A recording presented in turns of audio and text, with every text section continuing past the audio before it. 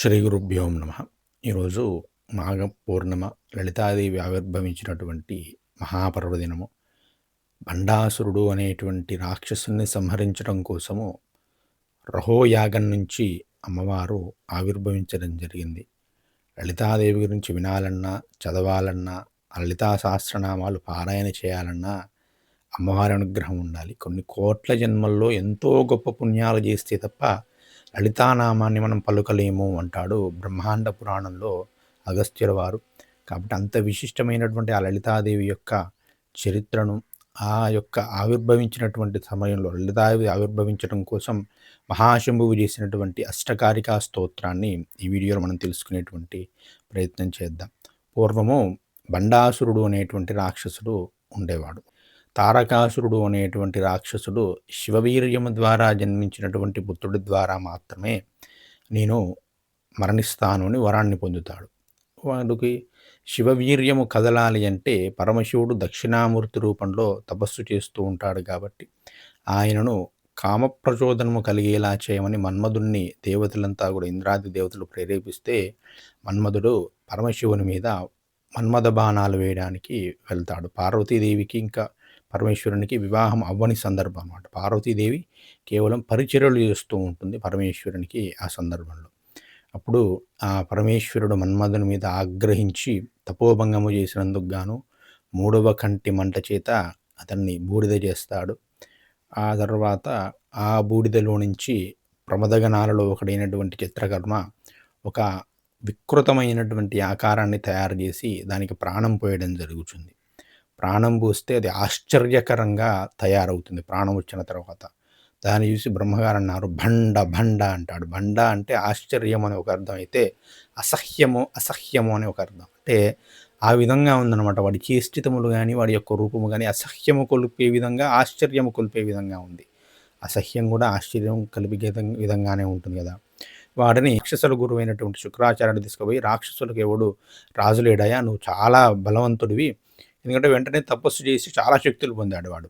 నువ్వు ఈ శక్తులన్నీ మాకు కావాలని తీసుకెళ్ళి రాజుగా చేసుకున్నాడు. శూన్యక నగరాన్ని సృష్టించినాడు. వాడిని రాజుగా పెట్టుకున్నాడు. ఆ తర్వాత వాడు వచ్చినటువంటి శక్తులతో అనేకమైనటువంటి దుష్ట కార్యాలు చేసినాడు. సమస్తమైనటువంటి ముల్లోకాలలో రసహీనము చేయడం జరిగిందండి. రసత్వము అంటే ఆస్వాదించేటువంటి గుణము. ప్రతి ఒక్కరిలో కూడా బద్ధకము అనేది వచ్చేలాగా చేసినాడు. ఏ పని మీద ఆసక్తి లేదు.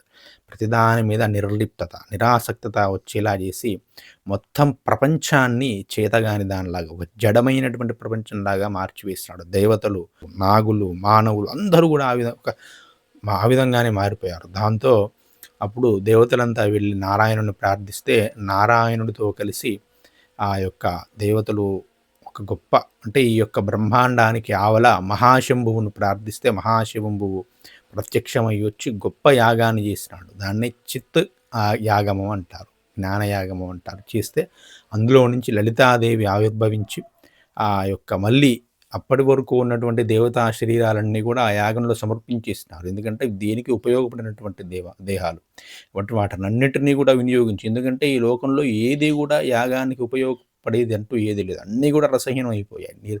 నిరుపయోగమైనటువంటి వాటిలాగే సృష్టిని మార్చేసినాడు వాడు. దాంతో ఆ నిరుపయోగమైనటువంటి సమస్తాన్ని యాగంలో పడవేసి లలితాదేవిని ఆవిర్భవింపజేసినారు. అప్పుడు ఆ మహాశంభువు ప్రార్థించినాడు, అమ్మ సమస్తాన్ని కూడా ఈ యొక్క యాగంలో పడవేశాను, నీవు ఆవిర్భవించు అంటే ఆ తల్లి అందులో నుంచి ఆవిర్భవించి ఆ భండాసురుణ్ణి సంహరించడం జరిగింది. ఆ ఆవిర్భవించడానికి ముందు మహాశంభువు ఈ సమస్తాన్ని అందులో పడవేసినప్పుడు ఒక 8 శ్లోకాలతో అమ్మవారిని ప్రార్థించడం జరుగుతుంది. ఆ 8 శ్లోకాలు చెప్పిన తర్వాతనే అమ్మవారు ఆవిర్భవించడం జరుగుతుంది. కాబట్టి ఆ 8 శ్లోకాలతో నిత్యము అమ్మవారిని ప్రార్థించినట్లయితే మనలో ఉన్నటువంటి భండత్వము, ముండితనము, బద్ధకము, నిర్లిప్తత, ఏ పని చేయలేనటువంటి తత్వము, ఇది చాలా మందిలో ఉన్నాయండి. ఏదో రీల్స్ చూసుకుంటూ సమయాన్ని గడిపేస్తూ ఉన్నారండి కాలంలో యువత.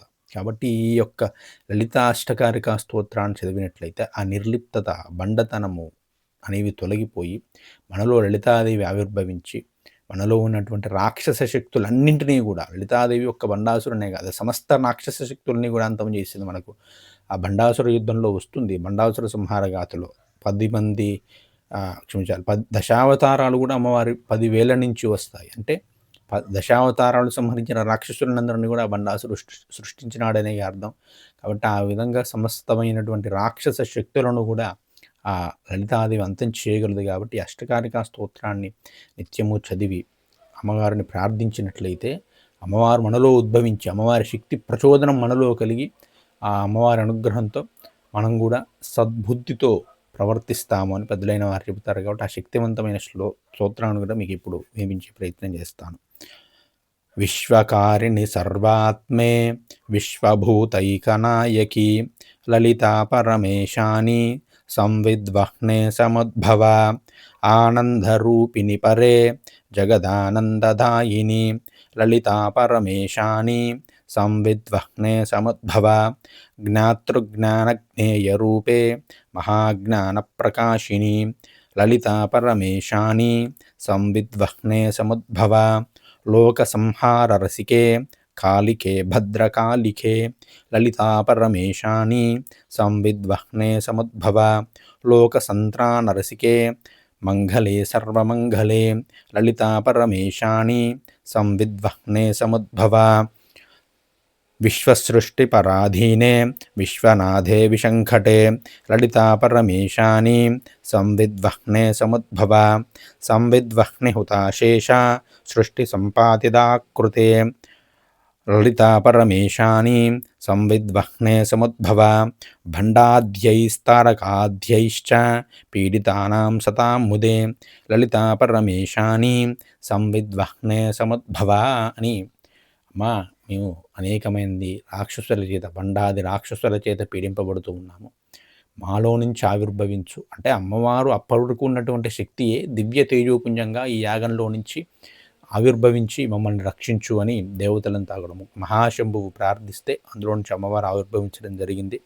ఇందులో ప్రధానంగా ఏం చెబుతూ ఉన్నారంటే, అమ్మా నువ్వు విశ్వరూపినివి, సర్వములయందు కూడా వ్యాపించి ఉన్నదానివి, విశ్వంలో అందరికీ నాయకమైన దానివి, ఆనంద స్వరూపినివి, బ్రహ్మాండాలన్నింటికి కూడా అతీతమైనటువంటి శక్తివి, జగత్తులో అందరికీ ఆనందాన్ని ప్రదానం చేసేటువంటి తల్లి, ఈ సంవిద్వహ్నిలో నుంచి ఆవిర్భవించు అని కోరుతూ ఉన్నారు. జ్ఞాతృజ్ఞాన జ్ఞేయ రూప అంటూ ఉన్నారు. జ్ఞాతృ అంటే తెలుసుకునేవాడు, తెలుసుకునేది, తెలుసుకునే ప్రక్రియ అని 3 రకాలు ఉంటాయి. దీనిని త్రిపుటి అంటారు. ఈ త్రిపుటి ఉన్నంత కాలము భేదము అంటే నేను వేరు, మీరు వేరు, అది వేరు, ఇది వేరు అనేటువంటి ద్వైత భావం ఉంటుంది. ఈ త్రిపుటి అనేది అంతా కలిసిపోయి అహం బ్రహ్మాస్మి అంతా నేనే అనేటువంటి జ్ఞానం ఎప్పుడు కలుగుతుందో అదే త్రిపుర సుందరి. ఆమె త్రిపుర సుందరి. అంతా నేనే, నేను తప్ప వేరొకటి లేదు ఈ సృష్టిలో. దానికి లలితా త్రిపుర సుందరిని కాని శక్తి ఇంకొకటి ఏది కూడా ఈ సృష్టిలో లేదు. నాలోనూ అమ్మవారి శక్తి ఉంది, మీలోనూ అమ్మవారి శక్తిలో ఉంది, సమస్తములోనూ కూడా ప్రతి అణువులో కూడా అమ్మవారి శక్తి ఉంది. అలా గుర్తించడం త్రిపుర సుందరి అనుగ్రహం. అలా గుర్తించలేకపోవడం బండాసుర తత్వం అన్నమాట. ఆ బండాసుర తత్వం నశించి ఈ త్రిపుర సుందరి అనుగ్రహం కలిగి అభేద భావన మనలో పెరగాలి అనేందుకు మనం లలితాదేవిని మనం పూజించాలి. అందుకే కొన్ని కోట్ల జన్మల పుణ్యఫలం ఉండాలంటే, ఇలాంటి ఆత్మజ్ఞానం రావాలంటే అంత సాధ్యంగా వస్తుందా అండి? కొన్ని కోట్ల జన్మల పుణ్యఫలం ఉంటే తప్ప. అందుకే ఆ విధంగా చెప్పాడనమాట. ఈ జ్ఞాతృజ్ఞాన జ్ఞేయస్వరూపిణి మహాజ్ఞాన ప్రకాశ్ అనేటువంటి ఓ దేవి ఆవిర్భవించు, నాలో ఆ విధమైనటువంటి తత్వాన్ని ఆవిర్భవింపజేయు అని అర్థం. ఆ తల్లి అసలు తత్వాన్ని ఇందులో ప్రతిపాదన చేస్తూ ఉన్నారు. సమస్త లోకాలని ప్రళయకాలంలో సంహరించేటువంటి ఓ మహాకాళిక అంటున్నాడు. కాళికే, భద్రకాళికే, లలితే అని 3 దివ్యమైనటువంటి నామాలను కూడా ఇందులో చెబుతూ ఉన్నారు. ఈ సంవిద్వహం నుంచి ఆవిర్భవించు అంటున్నారు. ఇక్కడ భద్రకాళికే అని మళ్ళీ తర్వాతి శ్లోకంలో సర్వమంగళే అంటున్నారు. లోక సంహార ఋషికే అని భద్రకాళికే, లోక సంత్రాణ ఋషికే, లోకాలను కాపాడేటప్పుడు సర్వమంగళ రూపంలో ఉన్నటువంటి తల్లి నువ్వు ఆవిర్భవించు అంటే సమస్త దేవతా శక్తులను ఇక్కడ మనం ఆవాహన చేస్తూ ఉన్నామని మనం గమనించుకోవాల్సి ఉంటుంది. ఇప్పటి వరకు సంవిద్వహ్నిలో పడిపోయినటువంటి వాళ్ళందరినీ కూడా తిరిగి సృష్టించి శక్తి కలిగినటువంటి ఓ దేవి సంవిద్వహ్ని నుంచి ఉద్భవించు. అమ్మవారు ఎప్పుడైతే ఆవిర్భవిస్తుందో ఆ యొక్క యాగం నుంచి సమస్త దేవతలు కూడా మళ్ళీ దివ్యమైనటువంటి శరీరాలతో, అంతకుముందు బండాసురుడు ఏర్పడడానికి ముందు ఎంతటి దివ్యత్వం ఉందో వారిలో అంతటి దివ్యత్వంతో వారు ఆవిర్భవించడం జరుగుతుంది. అది లలితాదేవి అనుగ్రహం ఎప్పుడైతే కలుగుతుందో వాటిలో దివ్యత్వము అంతకుముందు అంటే ఈ శరీరం కాకముందు, ఈ శరీరాలు స్వీకరించక ముందు నీలో ఏ దివ్యత్వం ఉందో, ఏ దివ్యత్వం ఉంది, ఆత్మత్వం, ఆత్మతత్వం ఉందో ఆత్మతత్వము అనేది నీలో ప్రకటించబడుతుంది. లలితాదేవి అనుగ్రహంతో వచ్చేది ఏమిటంటే ఆత్మతత్వ ప్రకటన. భండుడు మొదలైనటువంటి రాక్షసుల చేత బాధించబడుతున్న ప్రపంచానికి శాంతి కలిగించడానికై దేవకార్యమునకై సంవిధ్వనించు ఉద్భవించు అని ఈ స్తోత్రాన్ని చేసినారు. దేవకార్య సముద్యత అన్నారు. అంటే ఈశ్వర సంబంధమైనటువంటి కార్యములు. అంటే దేవతలు అంటే ఇంద్రియాది దేవతలండి. ఇంద్రియాలతో చేయవలసినటువంటి పనులను చెయ్యకుండా చేయడమే రాక్షసతత్వం. ఇంద్రియాలు సరిగ్గా ధర్మంగా అవి చేయవలసినటువంటి పనులు ధర్మంగా చేస్తే ఈ ఇంద్రియాలతోటే మనం మోక్షాన్ని కూడా పొందవచ్చు. ఎందుకంటే ధర్మాన్ని ఆచరిస్తే, ఈ కన్ను చూడవలసిన మాత్రమే చూస్తే, నోరు పలకవలసినటువంటిది మాత్రమే పలికితే, పలకవలసిందంటే ఈశ్వరనామం, చూడవలసిందంటే ఈశ్వర రూపం, అవి మాత్రమే చూస్తూ ఉంటే ఇక మనసు ఎందుకు కదులుతుంది?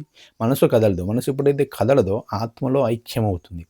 అలా కాకుండా వేరొక వైపు వెళ్ళేలా చేయడమే రాక్షసతత్వం. ఆ రాక్షసతత్వాన్ని అంతరింపజేసి దైవీతత్వం వైపు ఇంద్రియాలు తాము ఏ పని చేయాలో ఆ శక్తిని మాత్రమే, ఆ ధర్మశక్తిని మాత్రమే పొంది నిన్ను చేరుకునేలా చేయమని ఈ యొక్క లలిత అష్టకారికా స్తోత్రంలో మనం ప్రధానంగా చేస్తున్నాం. కాబట్టి మనలో ఉన్నటువంటి ఆత్మశక్తిని, అంతర్గత శక్తిని ఉద్దీపింపజేసే దివ్యమైనటువంటి స్తోత్రం ఇది. ఈ స్తోత్రం చేసిన తర్వాతే లలితాదేవి ఆ యొక్క యాగంలో నుంచి చతుర్బాహు సమన్విత 4 చేతులతో ఆవిర్భవించి కామేశ్వరుణ్ణి ఏలుకొని మణిద్వీపంలో పట్టాభిషిక్తురాలై ఆ బండాసురుణ్ణి సంహరించి లోకాలకు శాంతిని చేయడం జరిగింది. కాబట్టి ఈ లలితాదేవి చరిత్రను విని ఈ అష్టకారికా స్తోత్రాన్ని లలితా జయంతి రోజు ఎవరైతే స్మరిస్తారో వాటికి సకల శుభాలు కలుగుతాయి. ఈ లలితా చరిత్రను ప్రారంభిస్తూ బ్రహ్మాండ పురాణంలో అగస్త్యుల వారు చెబుతాడండి, 1,000,000 అశ్వమేధ యాగాలు చేసిన వాడు మాత్రమే ఈ యొక్క లలితా చరిత్రను వింటాడు అంటారు. అంటే ఎంతటి విశిష్టమైనదో అర్థం చేసుకోండి. ఇది అందరూ వినలేరటండి. లలితాదేవి చరిత్ర వినాలంటే ఖచ్చితంగా లలితాదేవి అనుగ్రహం ఉండాలి అని మరీ చెబుతాడు అగస్త్యుల వారు. కాబట్టి ఆ అనుగ్రహం మీ అందరి యందు ఉంది కాబట్టి ఇంతసేపు వీడియో చూసినారు. అమ్మవారి అనుగ్రహం ఈ విధంగానే అందరిపై ప్రసరించాలని, ఆ లలితాదేవి యొక్క దివ్య శక్తి అందరిలో కూడా ఉద్దీపితమై ప్రచోదితమై ఈ లోకములో రాక్షస శక్తులు అంతం కావాలని, పాఖండ శక్తులు అంతం కావాలని, మళ్ళీ ధర్మం ప్రతిష్ఠితం కావాలని ఆ లలితాదేవిని పాదాలను పట్టి ప్రార్థిస్తూ శ్రీమాత్రే నమః. స్వస్తి. జై శ్రీరామ్.